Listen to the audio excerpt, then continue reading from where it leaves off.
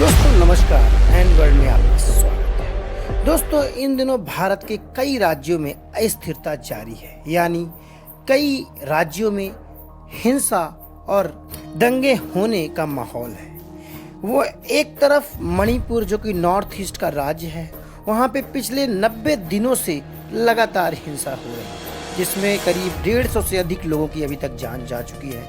इसके बाद हाल ही में एक घटना नूह और हरियाणा के आसपास दिखाई दी, जहां पे गुड़गांव में भी छुटपुट हिंसा होती हुई नजर आई। तो हमने सोचा कि आपको यानी हमारे दर्शकों को आज भारत के बड़े राइट्स यानी बड़े बड़े दंगों के बारे में कुछ हिस्टोरिकल फैक्ट्स बता देते हैं, क्योंकि भारत की हिस्ट्री में कई सारे बड़े बड़े दंगे हुए हैं। इन दंगों का पूरा इतिहास और इनके ईयर्स यानी कब ये दंगे हुए और आखिर मामला क्या था इन दंगों के भड़कने का, इसके बारे में पूरी जानकारी लेकर आपके सामने आए हैं। दोस्तों अभी तक आपने हमारा चैनल सब्सक्राइब नहीं किया है तो कृपया हमारे चैनल को सब्सक्राइब कर दें। तो चलिए चलते हैं मुख्य खबर की ओर। दोस्तों आपको शायद जानकर हैरानी होती होगी कि भारत में कई सारे बड़े बड़े दंगों का इतिहास है। अगर हम सबसे बड़े दंगे जो कि ड्यूरिंग इंडिपेंडेंस और आफ्टर इंडिपेंडेंस की बात करें तो कलकत्ता राइट्स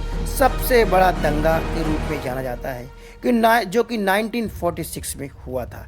इसे ग्रेट कलकत्ता किलिंग के नाम से भी जाना जाता है। दोस्तों 1946 में भारत की राजधानी बंगाल यानी कलकत्ता में हुआ करती थी। उन दिनों करीब 16 से 19 अगस्त के बीच 4 दिनों तक लगातार बड़े पैमाने पर हिंदू मुस्लिम दंगे होते रहे थे, जिसके परिणाम स्वरूप करीब 5,000 से 10,000 लोग सिर्फ 4 दिनों में ही मारे गए और करीब 15,000 से अधिक लोग घायल हो गए थे, और इसे ही ग्रेट कलकत्ता किलिंग के नाम से जाना जाता है। दोस्तों आपको बता दें कि भारत में सांप्रदायिक तनाव, सामाजिक अशांति और विभिन्न दंगों का एक लंबा इतिहास रहा है। वहीं भारतीय इतिहास से कुछ महत्वपूर्ण दंगे में से एक है ग्रेट कलकत्ता किलिंग, जो कि प्री पार्टीशन है, यानी आज़ादी के जस्ट पहले ग्रेट कलकत्ता में किलिंग हुई थी। अब आज़ादी के आसपास की बात करते हैं। 1947 तो सर्वविदित है, यानी समूची दुनिया जानती है कि 1947 ड्यूरिंग इंडिपेंडेंस बहुत बड़े दंगे हुए, भारी मात्रा में लोग मारे गए थे, जहां पे भारत और पाकिस्तान के विभाजन के दौरान उत्पन्न हुए दंगों में से एक है, जिसमें हिंदू मुसलमान सिख के बीच व्यापक सांप्रदायिक हिंसा हुई। वहीं लाखों लोग विस्थापित भी हो गए थे और उन दिनों अराजकता का माहौल समूचे भारत में ही बना हुआ था। आज़ादी के बाद गुजरात में 1969 में दंगे होते हैं। भी कम्युनल राइट्स जो कि हिंदू और मुसलमान के बीच तनाव पैदा होने के कारण ये दंगे भड़के थे। इसमें भी बड़ी संख्या में लोग हताहत भी हुए थे।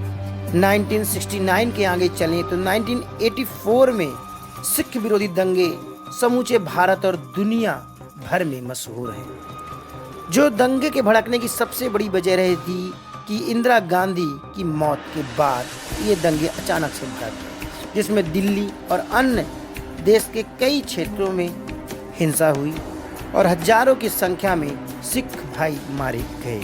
1984 के बाद चलें तो 1992 में बाबरी मस्जिद विध्वंस के समय भी सांप्रदायिक दंगे भारत में भड़के, जिसमें हिंदू राष्ट्रवादियों द्वारा अयोध्या में बाबरी मस्जिद के विध्वंस के कारण समूचे भारत में ही सांप्रदायिक हिंसा का माहौल बन गया था। इसके बाद गुजरात दंगे सर्वविदित हैं। इस पे एक मूवी भी हाल ही में बीबीसी ने डॉक्यूमेंट्री भी बनाई थी, जिसके कारण भी गुजरात दंगे एक बार फिर से समूची दुनिया में चर्चा का विषय बन गए थे, और यह मुख्य रूप से हिंदू मुसलमान के बीच हुई सांप्रदायिक हिंसा के कारण काफ़ी नुकसान हुआ था। इसके बाद 2012 में आसाम में भी दंगे भड़के थे, जिसका मूल था बोडो जनजाति और बंगाली भाषा के बीच हुए दंगे, और इस दंगों में भी काफ़ी जान माल के नुकसान भारत के इस राज्य को हुआ था। और अब इसके बाद मणिपुर में बड़े पैमाने पर हिंसा जारी है, जिसमें करीब 90 दिनों से अधिक हिंसा को हो गए हैं और अभी भी छुटपुट घटनाएं हिंसा की आ रही हैं।